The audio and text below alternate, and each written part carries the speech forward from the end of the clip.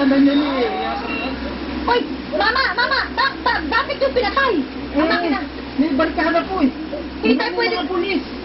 Ha? Eh, paano yun? May mga anak na.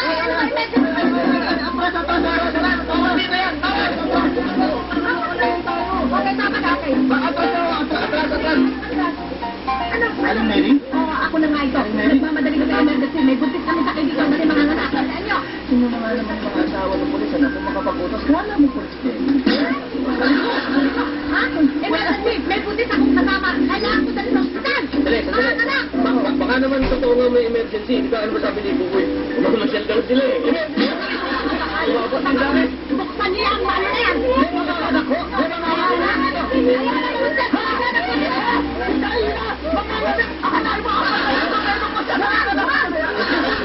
Hindi pa.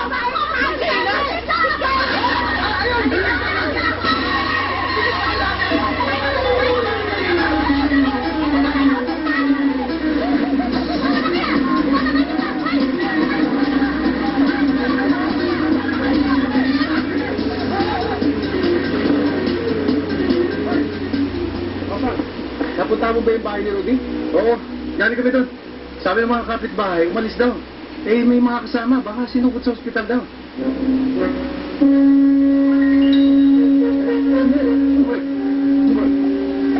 May bad news ako.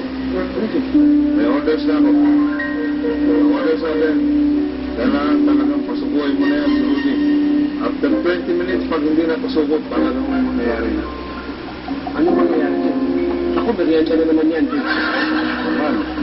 Kamusta ba? Hindi Hindi lang yun. Ang sabi nila, yung NBI na atang SWAT ang magte-take over yung sitwasyon natin. Out of control na natin. Abay, pwede yun. Sandali boy, ninenervous na ako eh. Bento, may NTV ka ba? Baka maganda ka ng Mr. M. Ano? Bentong ba yun? Huwag na.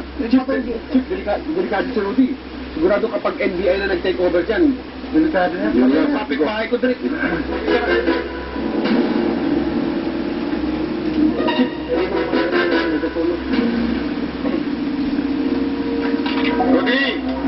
Rudy, si Boboy ito. Pwede ka ba makausap? Sige, Boboy, ano bang pag-uusapan natin? Rudy, pwede ba akong pumasok dyan at makausap ka ng harapan? Hindi pwede.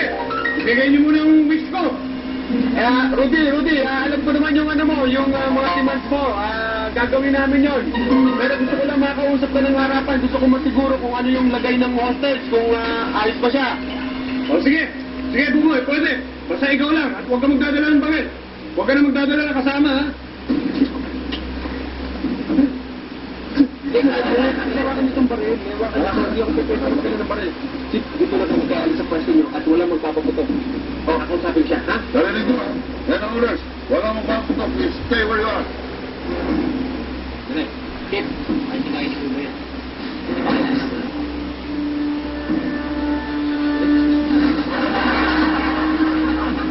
Buboy! Baka may pinabala ko na ito. Huwag mo na ituloy. Makapatayin ko to. Wala. Rudy, dito ka para tulungan. Pag yun ang gusto gagawin kasi kapag ginawa mo yan, hindi ka sa matutulungan. Anong tutulungan? Ano nangyari sa wish ko? Ayun na, si Gerald, pinapunta ko na sa bahay, wala na siya doon. May nagbisikuto na sa kanya, dinala na siya sa ospital. Oo, dinala na siya. At saka, yung bill, Rudy, pinababayaran ko na yun. Nagbigay na ako ng order doon. Ayos na yun. Oo. Talagang ako, boy. Maraming salamat, ha? Oo. Ngayon, isang wish na lang. Oo. Makakawala ko na si Mr. Cruz. What? Ano ba? Ayaw mong pakawalan ko si Mr. Cruz. Oo, pero kailangan matupad yung pangatlong wish ko. Ano ba yung pangatlong wish? Sa wish. Hindi mo ako trabaho. Bugoy naman. Kailangan ko magtrabaho. Mahirap ang buhay na yun. Huwag mo na uulitin to. Hindi ko sabihin, ha? Pangako yan.